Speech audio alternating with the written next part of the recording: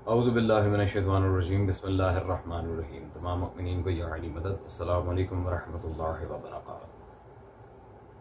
अज़ीज़ान,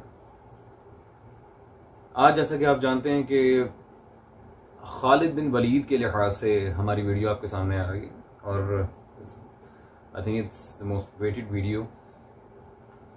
और जवाब हमें देना मौलवी याह्या नूरपुरी वहाबी आलिम को, क्योंकि इससे पहले भी हम कई दफ़ा हजरत को जवाब दे चुके हैं, लेकिन वो दिफा के मामलात में थे जो पॉजिटिव पर्सनैलिटीज़ हैं।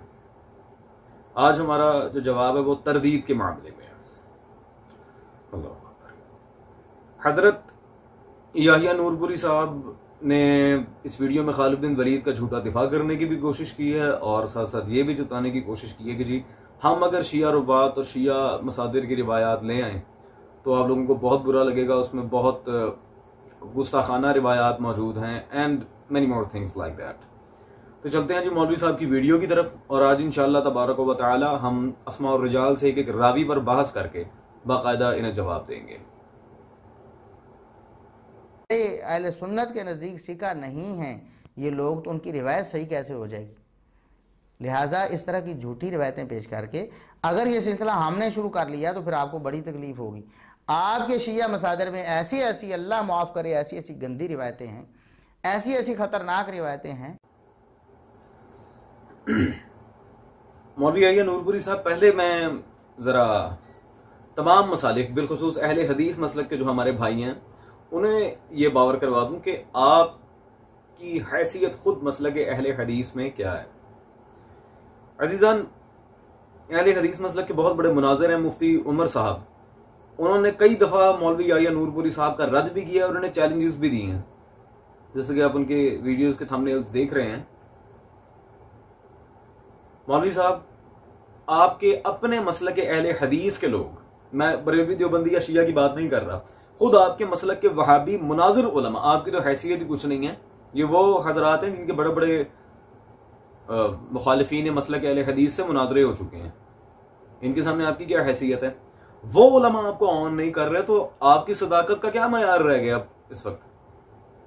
खैर, हजरत ने एक दावा किया कि हम अगर शिया मसादिर से रिवायात ले आएंगे तो उसमें बहुत ऊंच नीच है, बहुत गलीज किस्म की रिवायात है and many more things like that. तो मौलवी साहब, आपको मैं पहले एक बात क्लियर कर दूं, इन रिवायात का जवाब अल्हम्दुलिल्लाह हमारे उलमा आलाम और मुनाजरीन हजरात ने पहले ही दे दिया हुआ है। अल्हम्दुलिल्लाह तफसीलन इन रिवायात के हमारे उलमा जवाब दे चुके हैं और आप हजरात के पास चूंकि दलील तो होती नहीं, वही रिपीटेड सारे दलाइल होते हैं, चेहरे बदलते हैं, दलाइल वही रहते हैं। खैर, बहुत सी कुतुब में आपकी पेश की जाने वाली गलत और मौजू रिवायात का जवाब ऑलरेडी मौजूद है। फिलहाल मैं आपको एक किताब रिकमेंड कर रहा हूं, ये पढ़ लें, उसके बाद इंशाअल्लाह तबारक व तआला वैसे ही आपका सारा बहाम दूर हो जाएगा। ये मेरे हाथ में शहीद मुनाजिर अब्दुल करीम मुश्ताक रहिमहुल्लाह की किताब है, 1000 तुम्हारी 10 हमारी।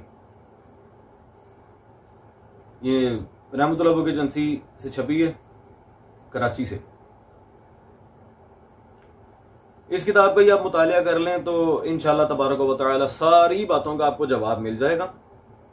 पेश करने को और भी बड़ी किताबें हैं, फिलहाल फकत एक बतौर नमूना, क्योंकि वक्त की इतनी वसअत नहीं है, मुझे अपने मेन टॉपिक खालिद बिन वलीद पर आना है। तो चलते हैं जी हजरत की दलील की तरफ, जो ये बात कर रहे हैं और रद्द पेश करने की कोशिश कर रहे हैं, उसमें कुछ इनके मुतालबे भी हैं और कुछ एक आध बात में उन्होंने जरा भी की है। वो इनकी वीडियो देखते हैं, बाद में फैसला खुद कर लीजिएगा जब जवाब आएगा। अब लोग यार रज़ा आब्दी साहब ने अपनी दलील बनाकर पेश किया है। इसी तरह एक और रिवायत है तारीख़ तबरी में ही, उसकी सनद में भी यही सैफ बिन उमर जो है वो मतरूक रावी है और दीगर इसमें और इल्लतें भी हैं। तो कोई भी सनद इसकी दुनिया में साबित नहीं है।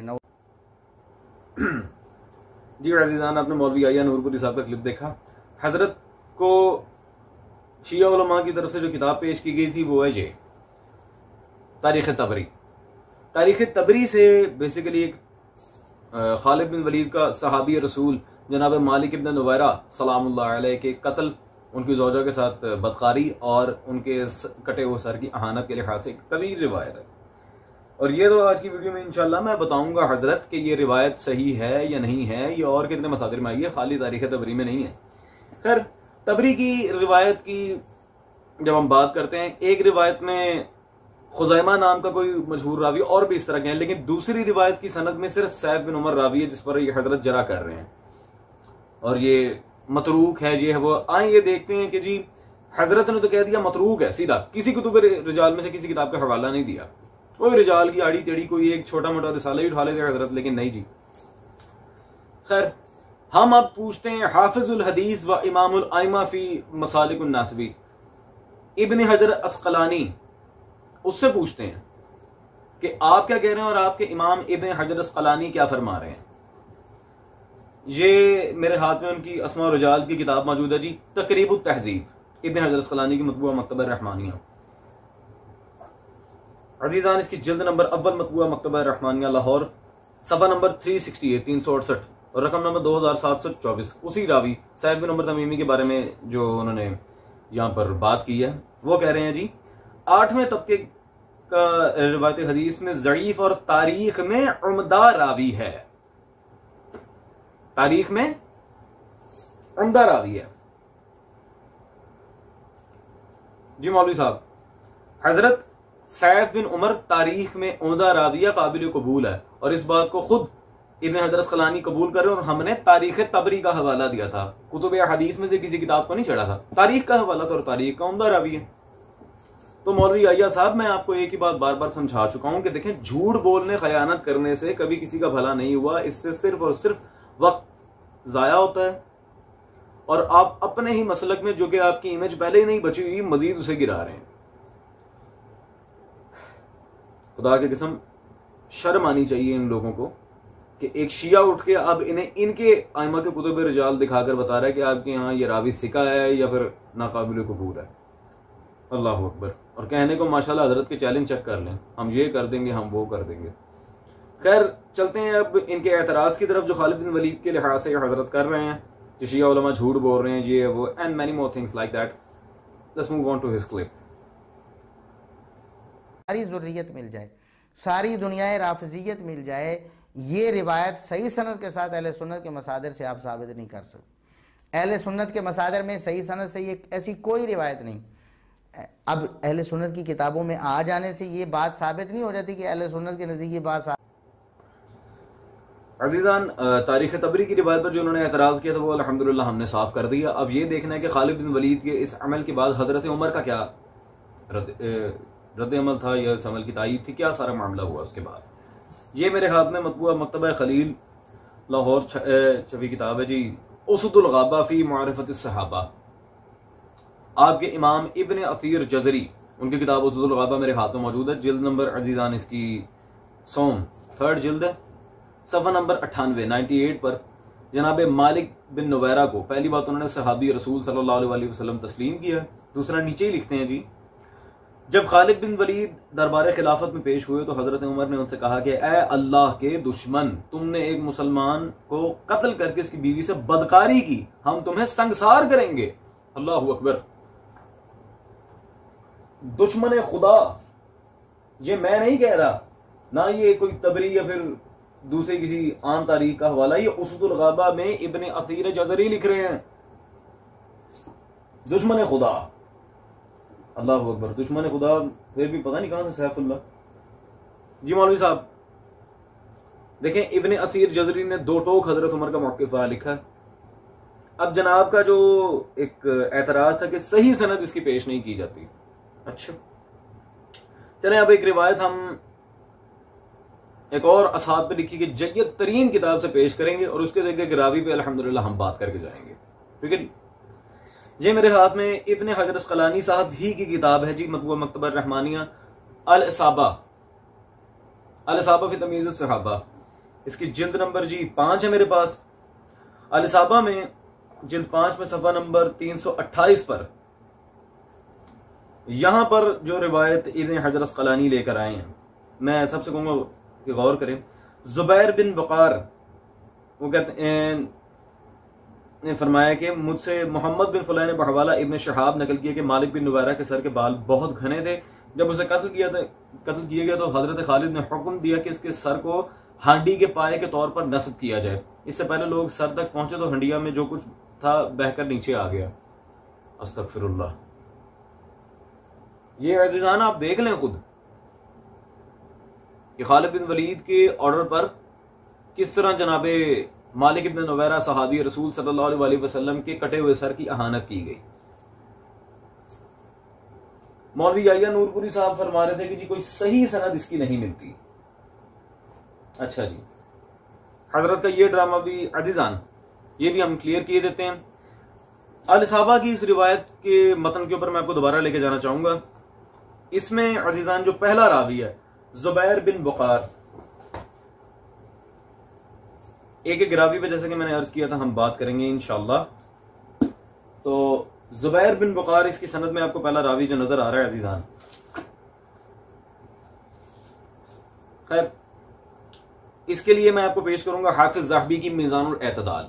मीज़ानुल एतदाल की जिल्द नंबर मेरे पास 3 है, मतबूआ मकतबा रहमानिया, सफ़ा नंबर 107 और यहां पर रकम नंबर 2833।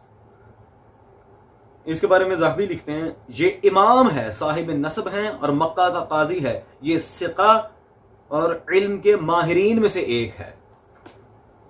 ठीक है जी, पहला रावी अल्हम्दुलिल्लाह इनके मसलक में इमाम साबित हुआ। अजीजान दूसरा रावी इसी अल साहबा की रिवायत की तरफ जब हम चलते हैं तो मोहम्मद बिन फुलैह,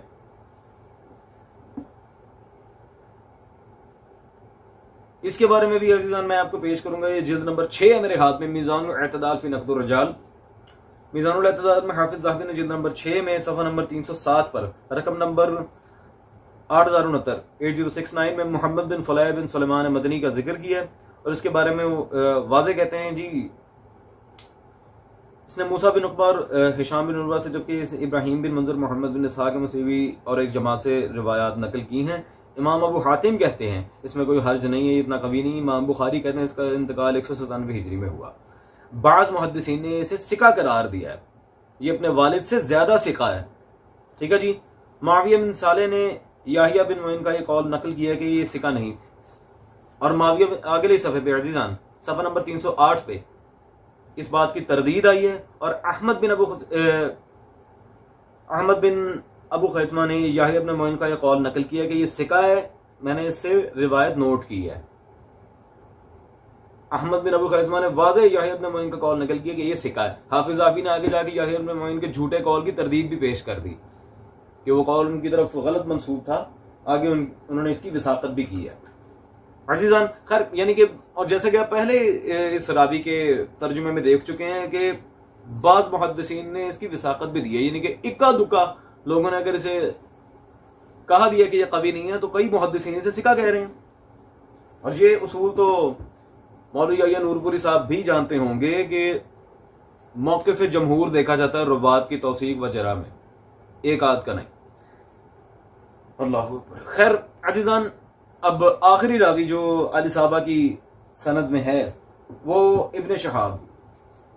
अब ये इब्न शहाब ज़ोहरी कौन है मुझे ये बताने की जरूरत तो नहीं है,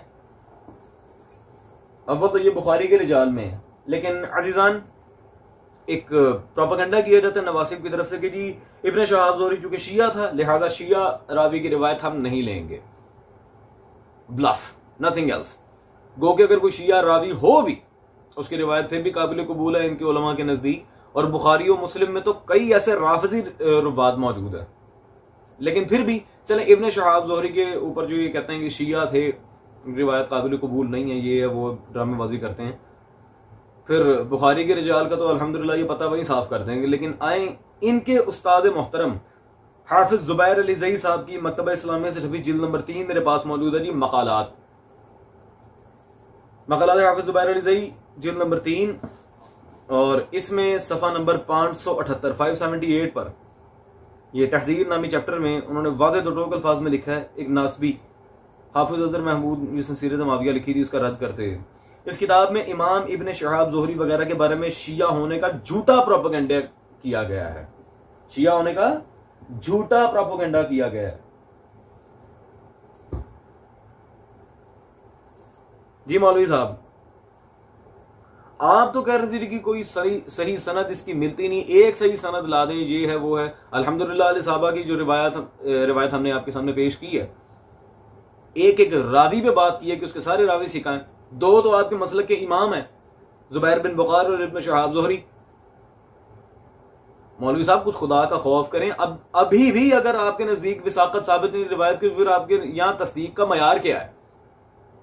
अगर ज़हबी और इब्न हजर अस्क़लानी तक की आपने बात नहीं माननी तो अल्लाह के बंदे माननी किसकी है, मुझे ये बता दें। खुदा का नाम है, झूठ बोलने से गुरेज करें। अच्छा चलें, leave all this discussion and leave all these scholars right now. छोटे छोटे सारी बात को क्लियर आउट करता हूं। ठीक है जी, अव्वल तो एक एक रावी पे बात करके बता चुका हूं कि रिवायत सही है और उस बंदे के हाथों ये अमल सरजद हुआ है, खालिद बिन वलीद ने किया है ये सब कुछ। लेकिन चलें, फिर भी मान लिया रिवायात सही नहीं है, ठीक है। अगर रिवायात सही नहीं है तो आपके उलमा इस रिवायत को कबूल क्यों कर रहे हैं? ये ना सोचिएगा कि फकत उनका नकल करना कबूल के लिहाज से मैं बात कर रहा हूं, वो बात नहीं है। मैं इस रिवायत पर बाकायदा फतवा दिखाने लगा हूं, ठीक है। उसके बाद खुद ही आप पे क्लियर कट बात वाज़ेह हो जाएगी कि कौन झूठा कौन सच्चा। अजीजान, अब तक जो मैंने आपको रिवायात वगैरह सब कुछ दिखाई है और रुवात की तौसीक व तस्दीक दिखाई है, वो सब एक तरफ बात है। अब मैं डायरेक्ट एक अहले सुन्नत आलिम का नाम लेने लगा हूं जिन्होंने बाकायदा इस रिवायत को तस्लीम करके नतीजा दिया है, इस पर नतीजागिरी की है। ये हजरत जो अपनी वीडियोस में ड्रामा कर रहे थे कि जी वो टैग लगा के रुवात को सामने रख दिया, ये है वो है, हजरत नतीजागिरी की है। चले आए उसदुल गाबा और अल-इसाबा से भी पुरानी किताब जो असहाब पर लिखी गई थी, ये आपके इमाम हाफिजुल हदीस इब्ने अब्दुल बर, उनकी किताब मेरे हाथ में मौजूद है जी, अल-इस्तियाब, मतबूआ मकतबा रहमानिया, अल-इस्तियाब। अल-इस्तियाब में ये अजीजान मेरे पास इसकी जिल्द नंबर 2 सफ़ा नंबर 285 285 पर रकम नंबर 2331 में मालिक बिन नुवैरा सलामुल्लाह अलैहि का जब तस्करा आया तो वहां दो टोक अल्फाज में इब्न अब्दुल बर लिख रहे हैं, खालिद बिन वलीद ने अहद सिद्दीकी में मुर्तदीन के खिलाफ लड़ाई में मालिक बिन नुवैरा को मुर्तद समझकर किताल कर दिया। सीरत निगारों का इस बारे में इख्तलाफ है कि वो हालत इस्लाम में शहीद हुए या हालत इर्तिदाद में जहां भाग हुए थे। अब आगे ये गौर तलब बात है, मेरे ख्याल में इब्न अब्दुल बर फरमा रहे हैं, जनाब मेरे ख्याल में खालिद बिन वलीद ने इन्हें गलती से कत्ल किया था। इब्न अब्दुल बर तस्लीम कर रहे हैं कि खालिद बिन वलीद ने वो सारे अफ़आल कबीर किए थे, कत्ल किया जनाब मालिक इब्न नुवैरा को। वो खुद कह रहे हैं मेरे ख्याल में इन्हें गलती से कत्ल कर दिया गया था। जी मौलवी आया नूरपुरी साहब, आप कह रहे हैं जी हमारे उलमा फकत रिवायत नकल कर रहे हैं, और भाई अल-इस्तियाब पढ़े, नतीजा दे रहे हैं। इब्न अब्दुल बर कह रहे हैं मेरे ख्याल में गलती से कत्ल किया, कत्ल मान लिया, माना कि कत्ल किया था, और वो सारे मामला, ठीक है जी। मैं कहता हूं बाकी सब रिवायात को छोड़ दें, मैंने एक रावी भी आज बात कर दी है, लेकिन चलें फिर भी छोड़ें, पीछे करें। इब्ने अब्दुल बर जो फतवा दे रहे हैं उसका क्या जवाब है आपके पास? और इब्ने अब्दुल बर इतना बड़ा इमाम है अहले सुन्नत का, मैं कहता हूं उसके सामने हैसियत क्या है आपकी? आपकी तो वैसी मसलक अहले हदीस में हैसियत कुछ नहीं रही। आपके अपने मुनाज़रीन आपको क्लीन आउट कर रहे हैं अपने मसलक से, ना हियों में ना शियों में आपकी तो कोई हैसियत नहीं। तो भाई मुझे इतना बता दें, मैं आपकी मानूं आपके अकाबरीन की मानूं, लिहाजा झूठ बोलने से और फालतू के ये चैलेंजेस देने से कि मैं तो ये कर दूंगा, मैं तो वो कर दूंगा, वो हम पहले भी आपको मुनाजरे के चैलेंज दे चुके हैं। आपने सिर्फ वहां पे भागदौड़ ही की है, सिर्फ भागदौड़ की है और कुछ भी नहीं किया। और जिस तरह की गुज़िश्ता वीडियोस में भी हम सारा मामला डन कर चुके हैं, जैसे कि जनाब मुख्तार सकफी भी आपने इल्जाम लगाया, हमने जवाब दिया। मौला हसन की बात आई, हमने जवाब दिया। सरकार मालिक अश्तर सलामुल्लाह अलैह, उन पर आपने बात की, हमने जवाब दिया। तो फिर अजीजान अब मैं पूछता हूं पीछे रह क्या गया? हाँ, एक चीज रह गई है। हजरत को एक छोटी सी एडवाइस, खुदा का नाम है, मैं जानता हूं आपके मसलक में सिवाय झूठ के और कुछ नहीं है, लेकिन फिर भी झूठ बोलने से पहले ये सोच लिया करें कि आया कोई बंदा बैठा तो नहीं है जो हमारे झूठ को फट से पकड़ लेगा। Think about it and get lost.